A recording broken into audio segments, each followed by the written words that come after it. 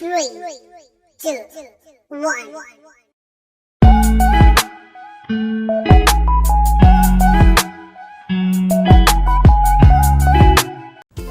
Halo teman-teman semuanya, perkenalkan nama saya Marcella Febriani. Pada kesempatan kali ini saya mau ngajak ngobrol salah satu UMKM crochet atau rajut yang ada di Kerawang. Sebelum itu kita lihat dulu yuk profilnya.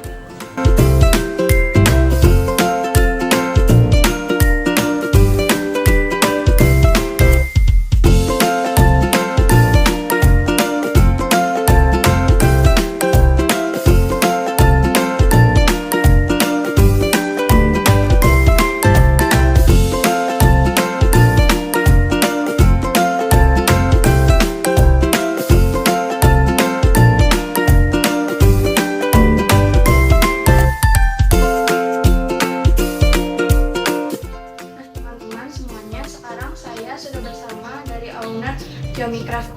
Boleh diperkenalkan dulu Kak, namanya siapa? Oke teman-teman, kenalin nama saya Siti Holisol, owner dari Xiaomi Craft. Nah Kak, saya mau izin, mau bertanya atau ngobrol-ngobrol nih sama Kakak tentang usaha yang sedang Kakak jalankan ini.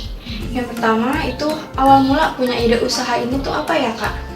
Oke, awal mulanya itu berangkat dari hobi ya Kak, karena waktu itu pandemi, kontrak kerja juga habis tuh. Terus kita sama-sama tahu ya nyari kerja susah ya pada saat pandemi gitu. Jadi terus keingetan tuh punya hobi crochet atau rajut. Akhirnya mencoba untuk dijual dan ternyata banyak yang tertarik, lanjutlah sampai sekarang. Untuk usaha ini sendiri tuh mulai kapan Kakak seriusin atau mulai Kakak tekuni itu sejak kapan? Oke. Untuk mulainya tadi kan dari pandemi ya Kak, tapi untuk mencoba lebih seriusnya lagi tuh di awal tahun ini di 2023. Kalau untuk target pasarnya sendiri nih, target pasarnya itu siapa aja ya Kak? Untuk target pasarnya, Xiaomi Craft itu lebih mengkhususkan ke anak muda atau Gen Z ya Kak. Karena kebanyakan orang masih menganggap kalau rajut atau crochet itu identik dengan hobinya orang tua. Nah, Xiaomi Craft hadir untuk mengajak teman-teman anak muda terutama untuk lebih tertarik dengan kerajinan tangan, terutama crochet gitu. Nah, gimana cara Kakak ini untuk membuat anak muda ini tuh tertarik gitu? Oke, yang pertama tentu kita harus cari tahu dulu nih kebiasaan mereka tuh apa. Nah, seperti yang kita tahu ya, anak muda itu pasti pakai sosial media. Jadi kita promosi atau bikin kontennya itu di sosial media untuk mengenalkan ke anak muda. Selain itu juga kita dari produk-produknya ya Kak, tentu yang harus mereka tuh suka gitu, yang lucu-lucu. Karena apalagi yang perempuan ya Kak, biasanya aduh lucu beli gitu kan ya. Ya paling dari situ sih Kak. Berarti untuk penjualan dan promosinya sendiri masih dilakukan secara online ya Kak? Betul, sejauh ini masih secara online. Berarti pasti ada tantangannya dong, jualan online itu apa? Nah kalau boleh tahu nih Kak, tantangan jualan online itu apa sih? Oke, untuk tantangannya nih kalau jualan online, tentu kita harus gimana sih caranya orang-orang tuh tertarik dengan produk kita, beli produk kita cuma lihat gambar atau videonya aja. Jadi tantangannya itu gimana sih caranya bikin konten promosi yang menarik gitu. Untuk Xiaomi Craft sendiri, produk apa aja sih yang dijual? Untuk Xiaomi Craft sendiri awalnya tuh fokus ke produk jadi aja nih Kak, kayak card holder, tas, amigurumi, dan lain sebagainya.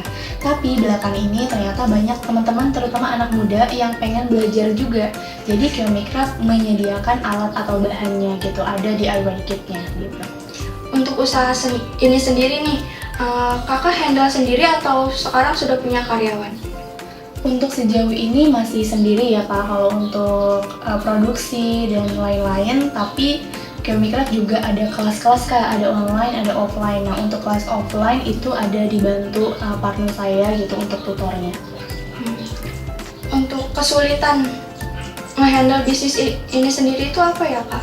Untuk kesulitannya itu pasti di waktunya ya Kak, karena kan ini bisnis handmade dimana harus ada waktu yang banyak yang dikeluarkan untuk membuat produk itu gitu. Jadi di waktu sih Kak.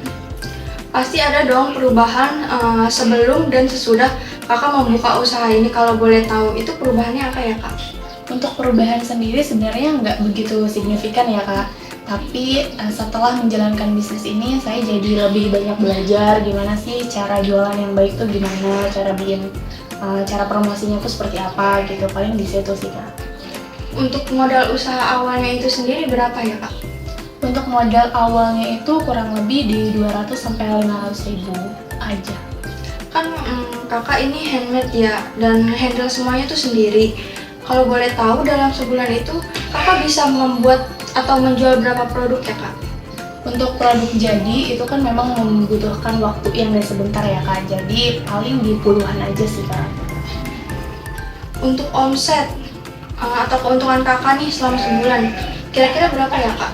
Untuk omsetnya sendiri ya dari penjualan dan lain sebagainya itu kurang lebih di 5-12 sih kak. Untuk produk yang paling best seller di Kiyomi Craft ini apa ya kak? Untuk saat ini produk best seller kami itu ada di DIY kit ya kak, atau di alat dan bahannya itu. Pertanyaan terakhir dari saya, kenapa sih kakak memilih namanya Kiyomi Craft? Apakah ada sejarahnya dari nama itu atau gimana? Oke, untuk nama sendiri sebenarnya nggak ada arti yang gimana-gimana ya kak. Tapi kalau misalkan kita cari tahu artinya, ternyata Kiyomi itu dari bahasa Jepang, artinya itu indah atau cantik. Jadi harapannya produk-produk Kiyomi ini cantik-cantik gitu ya, dan teman-teman bisa tertarik, terutama anak muda gitu. Mungkin segitu aja ya kak, pertanyaan-pertanyaan dari saya. Saya mengucapkan terima kasih banyak kakaknya udah mau ditanya-tanya sama saya. Terima kasih. Sama-sama kak. Nah itu tadi sedikit obrolan atau perbincangan saya dengan salah satu UMKM crochet atau rajut yang ada di Kerawang. Terima kasih untuk teman-teman yang sudah menonton video ini, dan semoga video ini bermanfaat untuk kita semua. See you!